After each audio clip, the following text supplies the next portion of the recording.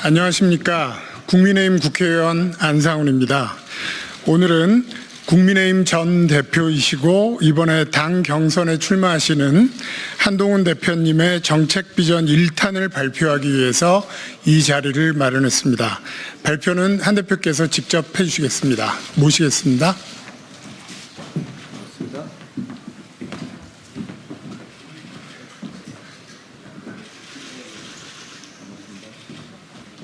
반갑습니다. 안녕하십니까? 국민의힘 한동훈입니다. 그동안 보수정권, 보수정당에서 중산층을 핵심 정책이나 핵심 슬로건으로 내건 적은 별로 없었습니다. 하지만 선진국이 된 대한민국, 즉 우리는 중산층을 더욱 키워야 합니다. 이재명 민주당의 포퓰리즘 정책처럼 가짜 경제로 돈만 퍼준다고 약속해서는 안 됩니다. 그래서 저는 성장하는 중산층의 시대를 핵심 공약으로 제시합니다. 중산층은 스스로를 중산층이라고 느낄 수 있어야 하고, 서민층은 의지와 노력만 있다면 중산층으로 도약할 수 있어야 합니다. 그러나 우리 현실은 그렇지 못합니다. OECD 기준으로 우리 중산층은 이미 61%가 넘습니다. 하지만 자기 스스로를 중산층이라고 생각하는 국민들은 40%가 되지 않습니다. 또한 중산층의 70%는 더 나은 삶으로의 길이 막혀 있다고 절망하고 계십니다. 저는 이 문제를 풀겠습니다. 성장하는 중산층을 국가 비전의 중심에 두고 단계별로 우리가 해나갈 일들을 구체적으로 해나간다면 반드시 해낼 수 있는 과제라고 생각합니다. 중산층을 두텁게 만들기 위해서는 다음 4가지 전략이 필요합니다. 첫째, 국민의 소득을 높이는 성장. 둘째, 소득을 갉아먹는 과도한 세금에 대한 조정. 셋째, 의료, 교육, 돌봄, 주거 등 필수 비용에 대한 복지의 강화. 넷째, 에너지 등 물가 안정을 통한 실소득의 증대입니다. 오늘 저는 성장하는 중산층의 시대를 만들기 위해서 성장과 조세, 복지, 물가에 대한 비전을 제시하고자 합니다. 먼저 성장입니다. 저는 출마 선언에서 미래 성장의 2개년 계획을 수립하고 실천하겠다고 약속드렸습니다. 경제의 워룸을 만들어서 대통령이 과거 박정희 대통령과 같은 강한 경제적 리더십을 발휘해야 한다는 말씀도 드렸습니다. 성장은 현재 세대에게는 실용이고 미래 세대에게는 생존입니다. 성장에 대한 진지한 담론이 빠진 경제는 가짜 경제입니다. 결국 미래 세대를 저버리고 마는 것입니다. 저는 유능한 보수를 다시 세우겠습니다. 진짜 경제, 이기는 경제로 미래를 설계하겠습니다. 저의 미래 성장 비전은 347입니다. AI G3, 국민소득 4만 달러, 중산층 70%가 그 목표입니다. AI 혁명이 막 시작된 지금 3대 AI 강국으로 도약하겠다는 목표는 우리가 미래에 살아남기 위한 필요 조건입니다. 이를 위해서 저는 AI 인프라에 150조 원, 생태계 조성까지 포함해서 총 200조의 투자를 제안합니다. AX, 즉 AI 트랜스포메이션이 핵심이고 혁신 생태계를 만들겠다는 것입니다. 미국의 AI 공동 투자 프로젝트인 스타게이트에는 약 800조 원이 투입됩니다. 일론 머스크의 테슬라가 보유한 GPU는 약 20만 개이고요. 이것만 해도 7조 원 규모입니다. 우리가 AI G3를 목표로 한다면 데이터 센터, 컴퓨팅 하드웨어, 반도체 등의 5년간 150조 투자는 결코 과한 수준이 아닙니다. 정부는 수익률을 일부 희생하고 민간이 감당하기 어려운 산업 성장 자금을 투입하는 역할을 맡아야 합니다. 민관 합동 펀드, 매칭 자금의 확보, 선제적인 금융 지원 정책을 통해서 시장을 이끌겠습니다. AI 인프라 위에 혁신의 생태계를 세워야 합니다. 의료 AI, 로보틱스, 국방 AI, 드론, 자율주행 등 실제로 응용 분야 AI 플러스 X입니다. 응용 분야에 전략적으로 투자하겠습니다. 우리 국민의 높은 디지털 리터러시는 우리의 자산입니다. 저는 한국의 팔란티어가 반드시 탄생할 수 있도록 하겠습니다. AI의 인재 양성도 대단히 중요합니다. AX를 통한 성장은 일자리로 이어지고 결국 미래 세대 소득으로 직결될 겁니다.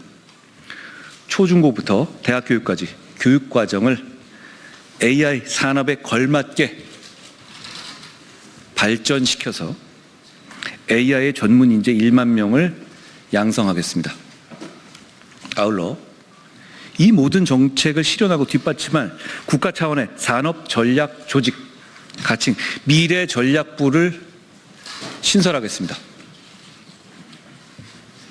가장 중요한 건 AI 3강 실현이 국민의 삶과 단절되지 않게 하는 것입니다. 기업만 배불리지 않는 것입니다. AI가 일자리를 창출하고 교육, 돌봄, 보육에 기여하게 하겠습니다. 결국 AI 분야에 대한 정부의 집중적인 지원으로 관련 기업의 수익을 극대화시키고 결국 법인세 증가로 이어지게 될 것이고 법인세를 복지로 국민들께 돌려드리는 정책을 추진할 것입니다. 결국 복지와 성장과 복지는 선순환하게 될 것입니다. 국민 소득 4만 달러가 되어도 세금이 과하다고 느끼면 삶은 여전히 팍팍할 수밖에 없겠죠. 기업의 활력을 되살리기 위한 법인세 조정도 필요하지만 성장하는 중산층 시대를 실현하기 위해서는 열심히 일하는 국민의 근로소득세 부담을 낮춰드려야 합니다. 열심히 일하는 국민들께 국가가 열심히 일하는 국민들을 위해서 배려하고 신경 쓴다는 메시지를 드려야 합니다. 그것이 근로소득세 부담의 완화로 이어져야 합니다. 부모 입장에서 아이를 낳고 키우는 것이 덜 힘들도록 그러기 위해서 부양가족 인적공제의 기본공제를 확대하겠습니다. 세금공제는 가장 효과적인 복지 제도입니다만 우리나라의 인적공제 수준은 세계적으로 봐도 낮은 수준입니다. 기본공제를 현행 150만 원에서 200만 원으로 늘리고 자녀 기본공제는 첫째 경우에 250만 원, 둘째 300만 원, 셋째 이상은 400만 원으로 확대하겠습니다. 더불어 육아휴직자에 대한 법인세 세액 공제를 신설해서 가족 친화적인 조세 제도를 만들어 가겠습니다.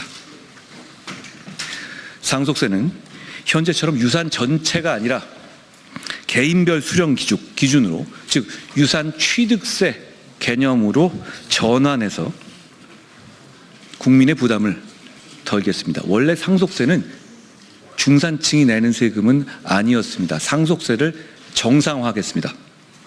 배우자 상속은 전면 면제가 맞습니다.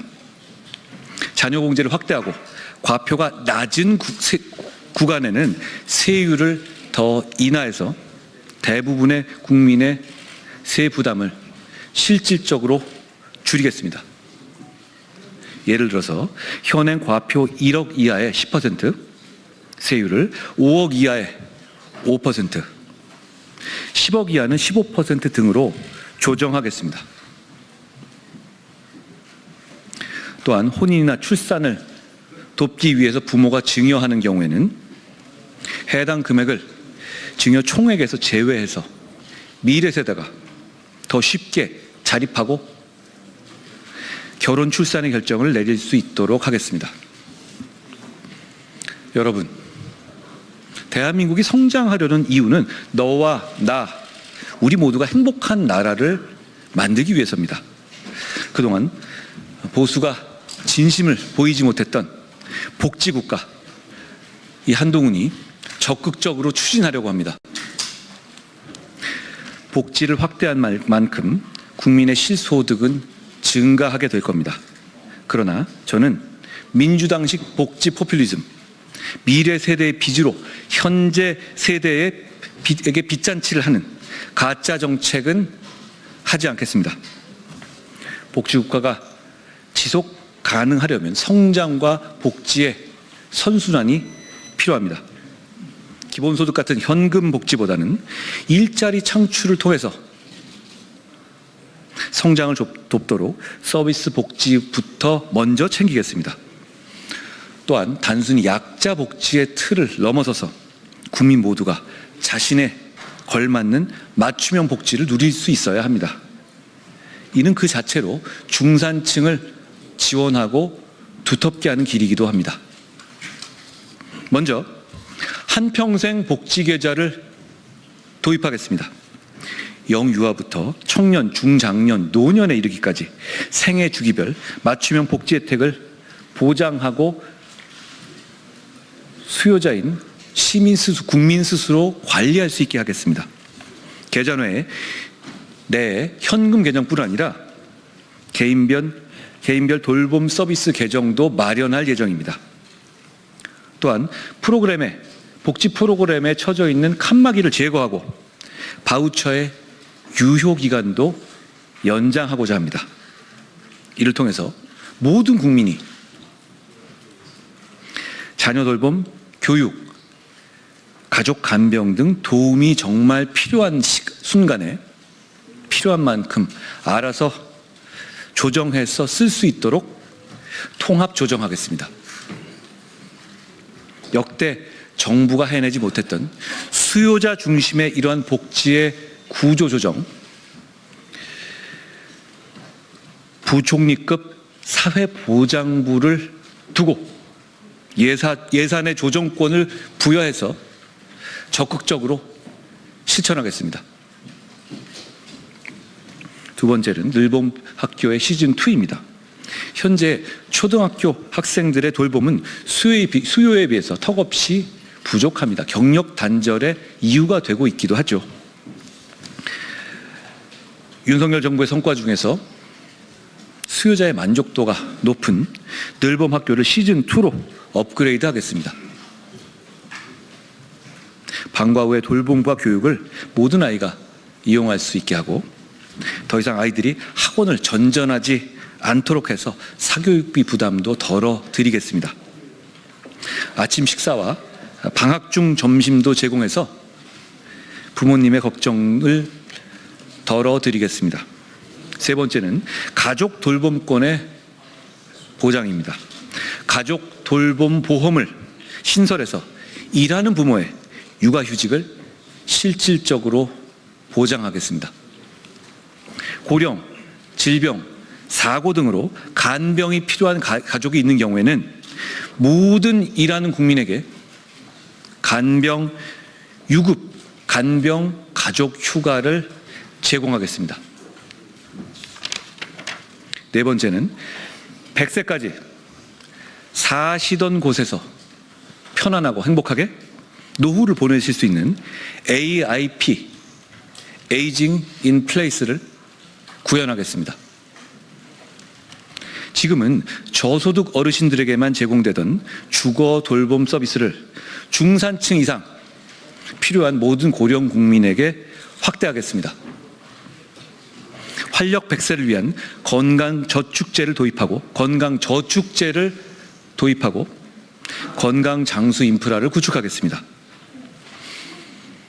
배리어 프리 주택 개보수 등 통합적인 노인 주거 지원, 지역사회 의료 돌봄 통합 서비스의 확대도 함께 추진하겠습니다. 국민 생활의 안정은 결국 물가에서 나옵니다. 물가 이기는 나라가 없습니다. 물가 반드시 잡겠습니다. 물가가 불안하면 삶이 불안해지고 에너지와 식료품의 가격은 생활의 가장 기본적인 기반을 흔듭니다. 이번 겨울에 전기료, 가스비가 올라서 고생하신 분들도 많으실 겁니다. 단기적으로는 규제를 활용해서 급등을 막았지만 가격의 정상화는 막지 못했습니다. 그 결과 한겨울에 관리비 폭탄이라는 말이 나올 정도였죠. 3년 사이 전기가스 요금은 40% 넘게 상승했고 한전의 부채는 이미 200조 원을 넘어섰습니다. 더 이상 요금을 인위적으로 누르는 방식만으로는 유지되기가 어렵습니다. 에너지 인플레이션에서 해방될 근본적인 정책이 필요합니다. 대전환, 즉 AX 시대에 안정적인 에너지 공급은 핵심 중에 핵심입니다. 오픈 AI의 샘 올트먼도 대한민국의 강점으로 에너지를 꼽은 바 있었죠. 기후 위기로 탄소 중립이 필요한 지금 대한민국이 원전 강국이란 사실은 정말 다행스럽습니다. 안전하고 저렴한 전력 원인 원전을 새로 건설하고 기존 원전은 계속 운전해야 합니다. 현실적이고 합리적인 에너지 믹스를 구축하되 안전성을 최우선으로 해서 원전 생태계를 더욱더 발전시키겠습니다. 전력의 생산만 잘한다고 끝이 아닙니다. 전기를 필요한 곳까지 보내는 인프라도 중요합니다. 송배전망 구축 등 에너지 인프라에 2038년까지 최소 100조 원 이상이 필요합니다. 전력 산업 기반 기금을 활용하고 효과가 불확실한 에너지 보조금을 삭감해서 전기요금을 낮출 수 있는 재원으로 활용하겠습니다. 농산물 가격도 마찬가지입니다. 기후위기로 농산물 생산이 점점 예측 불가능해지고 있죠. 금사가 금배출한 말이 나올 정도로 농민들의 삶이 어렵고 소비하는 소비자들 입장에서도 불안하고 버겁습니다. 지금까지는 수입 확대라는 미봉책에 이 해결책에게 그치고 있습니다만 게다가 농지의 활용도 구조적으로 너무 제약이 많이 있습니다. 저는 농지의 매매 규제를 완화해서 고령 농업인의 재산권을 보장하고 지역과 첨단 스마트 농업이 공존할 수 있도록 유도하겠습니다. 대규모 스마트팜이 농촌에 들어오면 기후와 농촌의 고령화 문제를 동시에 해결할 수 있습니다. 이렇게 안정적인 농산물 생산은 물가를 안정시키고 우리의 실소득을 늘려서 생활 안전을 담보할 것입니다. 물가를 안정시키는 것이 중산층을 살리는 길이고 대한민국의 경제 안보를 지키는 길입니다. 성장하는 중산층 정책은 가족적이고 따뜻하면서도 안정적으로 혁신할 수 있는 대한민국을 만들 겁니다. 저 한동훈의 보수는 실용적이고 혁신적인 자세로 문제를 반드시 하나하나 풀어가겠습니다. 그 출발점이 바로 중산층의 복원이고 강화입니다. 이는 곧 경제 안보, 사회적 가치, 혁신 경제로 확장되어 나갈 겁니다. 이렇게 중산층이 커지게 되면 자연스럽게 정치적인 중간층, 정치적인 중도층의 영역도 넓어질 겁니다.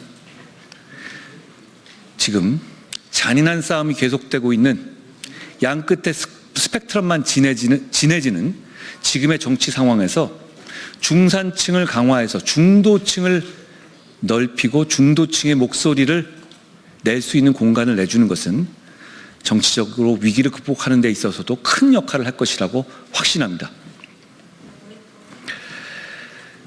중도와 중용의 가치를 중시하는 성장하는 중산층의 시대를 반드시 열겠습니다. 정치인이 된 후에 저는 정책 준비에 진심으로 매달렸습니다. 그동안 수많은 전문가들과 함께 만들었던 준비했던 정책과 비전 꾸러미의 일부를 오늘 여러분들께 간략하게 소개해 드렸습니다. 이제 남은 기간 동안에는 저희가 준비한 성장하는 중산층의 시대를 만들기 위한 핵심 정책들을, 구체적인 정책들을 여러분들께 제가 하나하나 구체적으로 배달해 드리겠습니다. 저는 이번 선거가 전쟁이라고 말씀드렸습니다. 전쟁 같은 선거 이후에 정치를 하고 그 정치를 통해서 성장하는 중산층의 시대, 성장하는 중산층의 미래를 반드시 만들어가겠다는 약속을 드립니다. 고맙습니다.